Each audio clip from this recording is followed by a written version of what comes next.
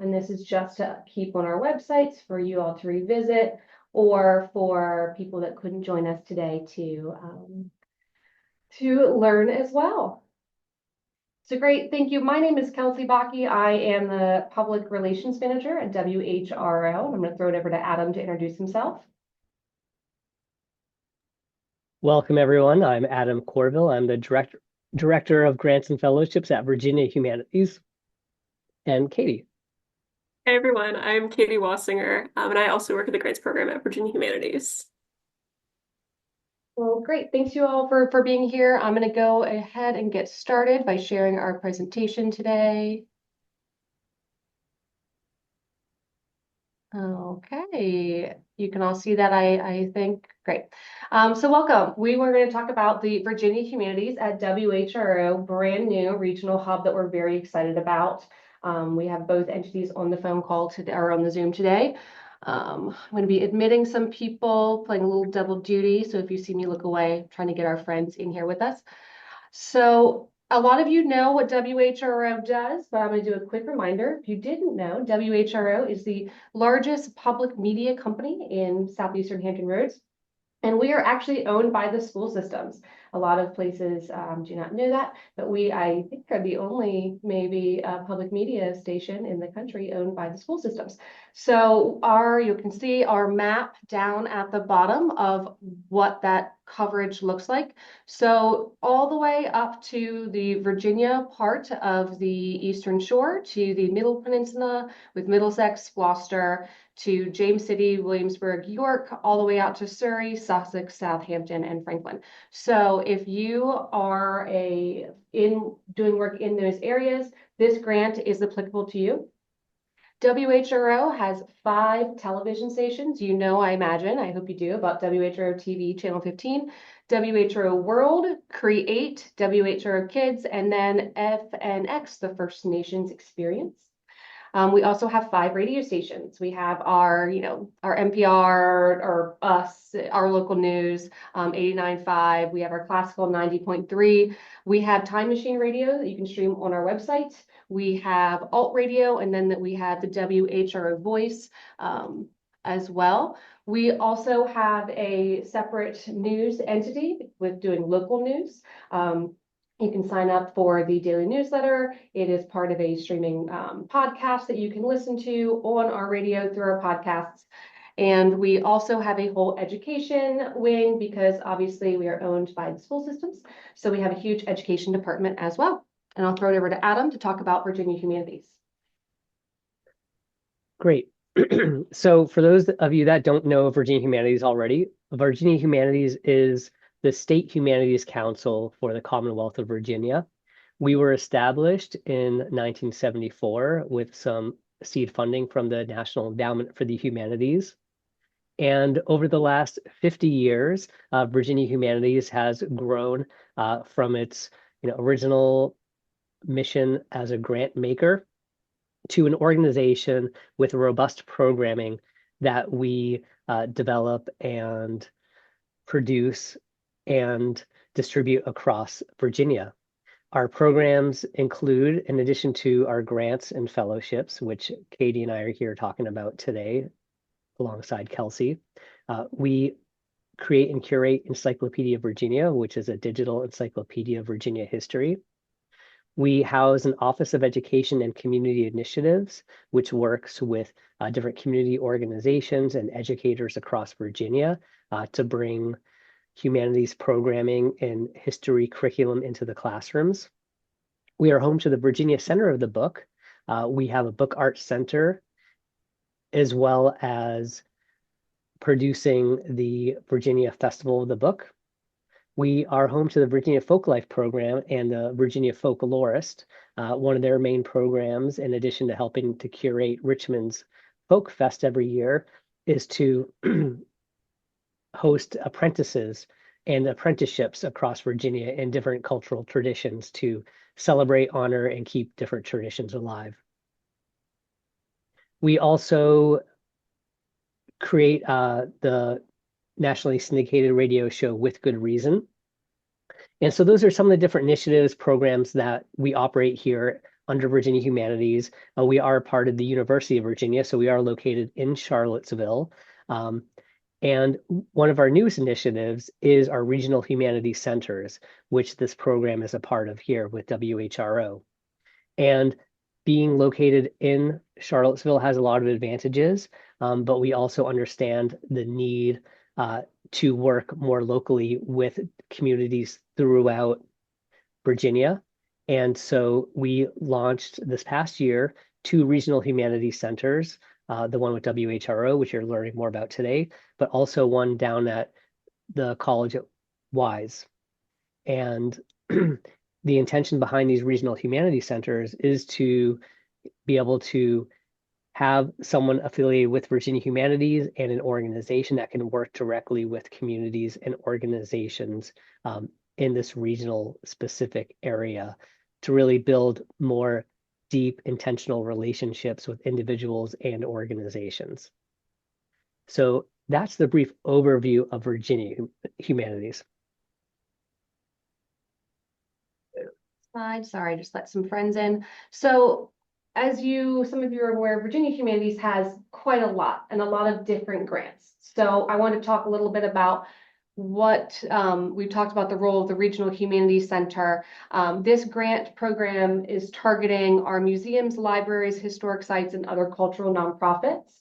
It is awards up to $6,000 each, and I'm going to let Katie get into the actual grant and what that means in a little bit. I'm just talking about what this, if you're looking at the grants and you're wondering a different one of Virginia Humanities versus why the WHRO one might work better for you, is that we want to use those 5 television channels, or our outreach. What we have our television channels, we have our radio, we have these resources, and we can spotlight work being done in the communities. The goal is to use this as a cash grant award, but also use us to spotlight what you are doing in that community. So that benefits the the nonprofit to in like a 1-2 sort of way. So that's my best way to sum up what that benefit is. And then this helps Virginia Humanities do more work in Hampton Roads, Eastern Shore, that whole region to really connect people and spread it all around.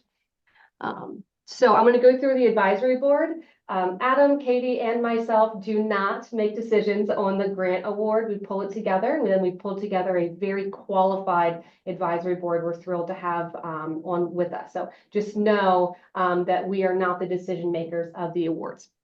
We have Brenda Andrews. She's the publisher of New Journal and Guide. These bios are going to be on our website, so you can thoroughly look into them. We have Dr. Catherine Barco-Alva. She's a professor at William & Mary and is co-director of the Scholars Undergraduate Research Experience, does a lot of work in bilingual education. We have Kelly Green Blake. She's a historian and the retired director of the National Archives Mid-Atlantic region. And she is also from on the Eastern Shore, I'm pretty sure. And some of these lovely advisory members are on the call with us, also kind of learning together, and they also wanted to see who was interested in learning more about this initiative.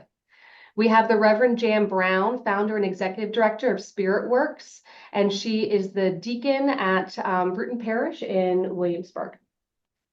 We have Leslie Clements. She is at the Virginia Aquarium and Marine Science Center in Virginia Beach, and she works in equity, community, and learning. And then we have Dr. Felicia McBain. She is a Norfolk State University staff member, executive director for public health, and she also is the associate dean for the ODU NSU Public Health Initiative School. So that is a little bit about, we're going to do a Q&A at the end, but it's a little bit about why WHRO, why Virginia Humanities at WHRO could be beneficial to you. And I'm going to throw it over to Katie to talk about the grant. And Katie, just tell me next slide whenever you want. Sounds good. Thanks, Kelsey. Hi, everyone. So these grants at the Virginia Humanities at WHRO location are going to be rapid style grants. They're going to be $6,000 awards or up to that, depending on your request. The application is already open and live on our website. It opened on January 1st, and the deadline is going to be April 30th, with decisions aiming to be announced on June 16th.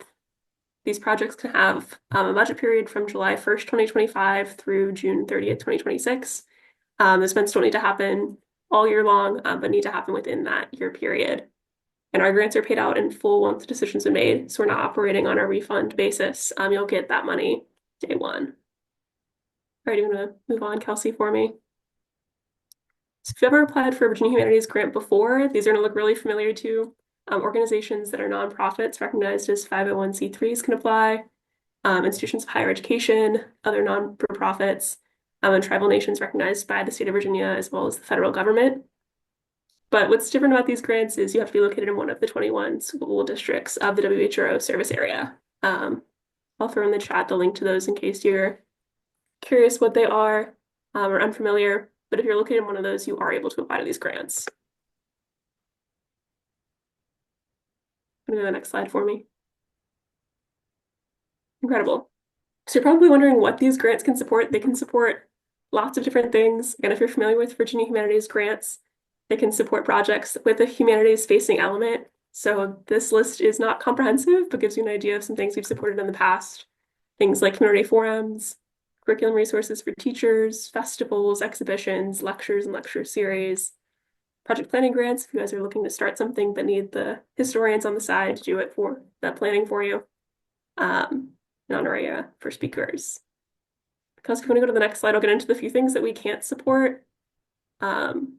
Those things are advocacy or political action. So if you're looking to support a project that's maybe going to a state legislator and advocating for a specific piece of legislation, our work cannot support that. Creative or performing arts projects, those are more of the Virginia Commission for the Arts if you're interested in those kinds of projects. But our funding can support humanities elements of those projects. So if you're thinking a talk back related to a performance you're putting on, we talk about the history, the culture related to the piece that's being performed, that's something that we could support. There's a little bit of a line there that we could work with. We can't support courses for credit except for those for teachers, international travel, awards or gifts, building construction and preservation, or alcoholic beverages. So just a few things to keep in mind as you guys are looking for things, if you're thinking about your different projects. All right, hey everyone. I'm going to walk us through the grant application portal today so you all can see what the portal is going to look like when you try to apply to these WHRO grants with us. So when you log into the grant portal, this is what it's going to look like. You're going to see your organization name up here, your name in the top right corner, and then you'll see any grants that you have open or previously applied to on this landing page. So this example is someone applied to a past example here, and then they have nothing open currently. So this is likely what your application portal is going to look like. And then you're going to want to go into the top left corner up here where it says See Opportunities to find the WHRO grant portal. So once you click that button, you're going to see these are open applications, and the Virginia Humanities and WHRO grants are going to be the first ones that pop up right here. So you're just going to click the Apply button. And now you're in. This is what the application looks like. Some of your organizations might have this pop up right when you open up. This is if you have a profile with Candid. It'll have information from your tax documents like your organization's total revenue or mission statement. So if you're interested in copying these, you could just click them over and it'll fill in those numbers for you already. So I'm going to have them fill in the budget information for me and just click this button here. If your organization doesn't have a profile, nothing's going to pop up for you, and you'll have the opportunity to just fill that information in as you're going through the application. So don't worry about that too much. Now, this is what the landing page looks like. You're going to see your name, your information, the organization you're applying for's information as well. And then the top here, you're going to see a couple different buttons. Like I said, if you have a Candid profile, you can click this button and copy over your organization's information there.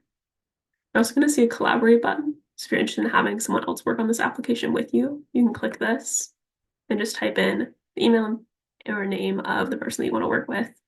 And you can have them view it if you want them to read over your answers, edit and work on it with you, or fully submit it to someone who could take over the application and submit it when it's done. And then you would just click the invite button and send them on their way.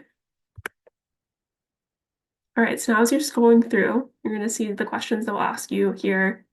Just a little introduction to the application, and then a tutorial if you have any questions about the grants lifecycle manager. You can click this and get founders information, the organization who runs it, If you also have any questions, you can feel free to contact us, and we're happy to help you through the technical stuff here. We're going to start by asking bigger organization questions. First, of course, the name of your project that you're applying for, the mission statement of your organization at large. Now, for these grants, I know we talked about earlier, you have to be within WHRO's service area. So we're going to have you select which of these cities or counties your organization works with or is located in, and that will make you eligible to apply for these grants. You're going to put how much money you're requesting. So that can be up to $6,000, but it doesn't have to be $6,000. If you'll only need $4,500, put that there. And then we're going to ask for a 3 to 5 sentence summary of this project. You'll have a section later on where you can give us a much longer detailed description, but this is what we're going to use in marketing materials if you're selected as a grantee. So in summary, what this organization is doing with this money. So what you'll put there. Here you're going to see the project types by the NEH. These aren't used in the application grading cycle, but we just like to have them for reporting to the National Endowment for the Humanities. So if any of these apply to you, if it's an oral history project, a youth project, a festival, click any and all of those for us. Similarly, you'll see the target audience language here for the NEH. If you are targeting any of these audiences, veterans, Native Americans, seniors, or undergraduate students, click those for us. It's not going to make you earn more points on the rubric or anything, but this is just for NEH reporting. We're going to ask for your start date and your end date here. I know I mentioned earlier, these grants have a budget period of July 1, 2025 to June 30th, 2026. So these dates need to fall within that budget period. In this section, we're going to ask you for your congressional district and Senate district information. If you don't know what that is, we have this link here where you can look it up. So you'll just click it, put your address in, and click Find Now, and then your senator will come up for you. And then you can see who represents you and then what district you're looking in. And that's what we want to know is the district numbers for these three here. This section, we're going to ask you to list where your grant activities will be happening. So your organization might be located in one city, but then the grant activity is happening somewhere else. We just want to know where that's happening. And maybe if you have specific buildings by now, what those are. Now, so we're going to get into the narrative section. This is the longer, more wordy section here where you have the opportunity to give us the details of what your project's going to be. The first section, we're asking for a description of the funding request, so details on what the project itself is. You get up to 3,500 characters here.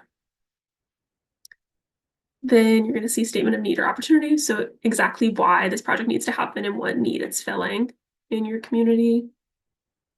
Measurable outcomes, we ask for up to 4 here. So if this is, say, a printed pamphlet that's going to come out at the end or a youth program that's going to happen at the end. These can be as specific or broad as you want, but these are just the things that are coming out of the grant funding period here. And the last question in this section, in the narrative section, is measuring success. So what would success look like for you? What would the project outcome be there? In this section, you can list project personnel. So anyone who is signed up to work on this project with you. This can be community partners or humanities scholars, something that we really need listed here. And our definition of humanities scholars is broad, like we have noted here. This can be a university-based professor, which is what people typically think of here, academics working at universities. But they can also be community historians, tradition bearers, anyone with expertise in the humanities field that you are looking to work with. So sometimes this is oral history, someone who's a professional oral history taker, interviewer, or someone with technical skills in the commuter program that you're going to be using. Those could count here. So in this section, you're going to list individuals, project personnel. In this section, you can list partnering organizations. So if you're collaborating with another local organization, listing them here is what you want to do. The project promotion section, we're going to have you click any and all ways that you plan to promote this project. So if you want to say website, email, print marketing, you can click a bunch of these, any and all that you would like. In this section, you're going to have expected audience. This is going to ask for specific numbers. So if you have an in-person event and you're only doing in-person, you're going to click that. And then it'll open up and ask how many people you're expecting to have. This doesn't need to be exact. But if you say we're going to have a venue that can fit up to 100 people, we're expecting to have between 51 and 250. That's what we're going to want you to click there. In the budget section here, we've got lots of information we're asking for you. This is kind of the essential money section here. You have an explanation of what's going on here, but I'll just run through the chart itself. We're going to have you here in the expense category list what the expense is. So maybe we have Professor Smith coming in to give a talk. Professor Smith's talk. We're going to say honoraria there. And he charges, let's say, $50 an hour to speak to us. Or $50 an hour for 3 hours. So we're going to request $150 for Professor Smith. So this way we can see exactly how much money you're requesting, how you got that number, and then what it's for. And you can list, we've got quite a few spaces here for you, and this will automatically calculate all of your total requests here at the bottom. So I say 150 for that, and then I want 500 for something else. It's going to add that for me there. Now, if you have more lines than this in your project budget, feel free to upload. We have a section at the bottom here where you can add extra information or upload a file if you have an Excel file with your broken down costs there. And then here we're going to ask for your total project budget. So how is this grant fitting into your organization's entire project budget? Say the $6,000 grant is going to fit into a $500,000 larger project budget. We're looking to know where we fit in there. And then if you are seeking funds elsewhere, we can say yes here. Or no. Either way. Earlier I copied over this information from our Candid profile, but if you don't have a Candid profile, this will be here for you to just type in or change that number.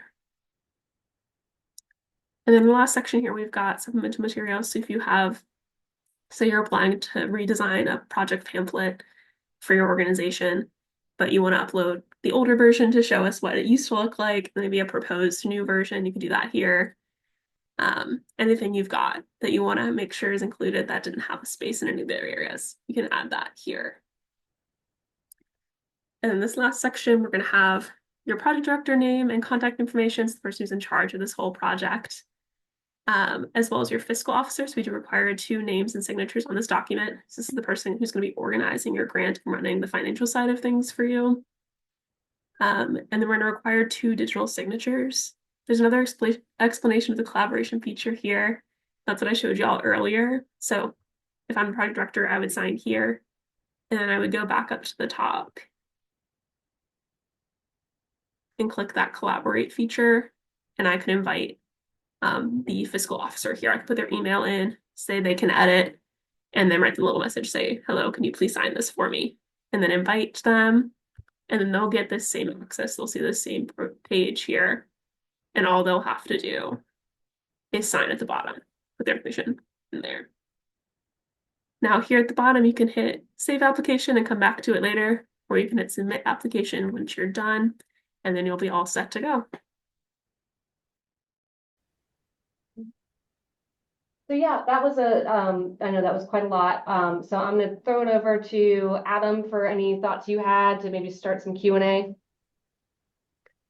Yeah, so I just wanted to also point out, that we do have multiple grant programs. Throughout the year, Virginia Humanities is accepting applications. We do have smaller grants, which are rapid grants, which are for awards up to $5,000, in addition to regular grants, which are for larger projects up to $20,000. So as you look into, all these grant programs and this partnership with WHRO, and you go to our website to access this information, you're going to see these different opportunities. And if you have any more specific questions about the different grant opportunities, you can reach out to us and we can clarify that for you. But in terms of eligibility, the types of projects being funded, they're all the same alignment across all of our grant programs. So I'll put that out there. And if we want to open up to questions, Again, you can, unmute or raise your digital hand, and we're happy to address specific questions here about the grant program or the process.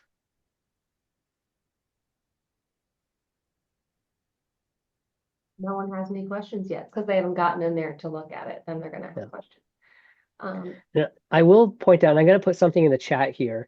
I know sometimes, especially if you're new to seeking funds from Virginia Humanities and you're interested in seeing the types of projects that we funded, we do keep a list on our website. So I just linked to of past grantees with brief summaries of the projects that have been funded through Virginia Humanities. So that might help to look through that list. In addition, under our FAQ on our website, we we have some example applications of grantees that applicants have applied, been awarded, and then have given us permission to use their application. The application won't align exactly with the one that you might be completing through this process, but it'll help give you a sense of kind of the narrative and the type of projects that we fund. And if you have any questions about the process about why WHR, Virginia Humanities at WHRO, please feel free to email me or give me a call. I'm actually just going to share my screen for the contact information for Katie. If you have questions about the grant application, technical questions, all of that. But if you have WHRO related questions, or you just want to talk to a local person, since I'm in Norfolk, please send me an email. I'm happy to chat about your project and before you start your grant application or in the middle before you submit it. They are due by the end of April. So this is the last call for questions, please. Take down our information, and this is recorded and it will be up on the website for you to look at. Anything else from anybody on the team before we say anything? And Kelsey, I just want to point out, I did put I answered a question in the chat about eligible project expenses. And instead of saying what we will fund, I just put the list of the types of expenses that we will not support, which include alcohol, building construction, related activities, awards or gifts, international travel costs, indirect costs, funding courses for credit, and performing or creative arts specifically. But like Katie said, we will support projects that play a supporting role in arts activities, but not the art activity itself. So hopefully that helps. Well, we're really glad that you all joined us today. So feel free to be in touch, and we hope that you all apply. Okay, great. Thanks so much, everyone. Yeah, thank you, everyone. All right, thank you.